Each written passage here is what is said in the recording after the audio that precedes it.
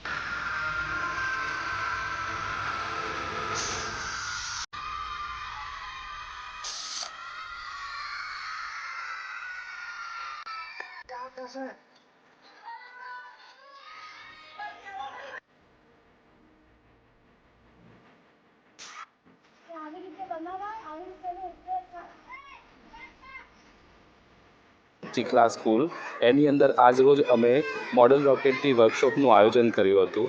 એની અંદર સ્કૂલના વિદ્યાર્થીઓએ લગભગ 40 જેટલા રોકેટ બનાવ્યા અને બનાવ્યા પછી આજરોજ એને ઉડાડ્યા પણ ખરા।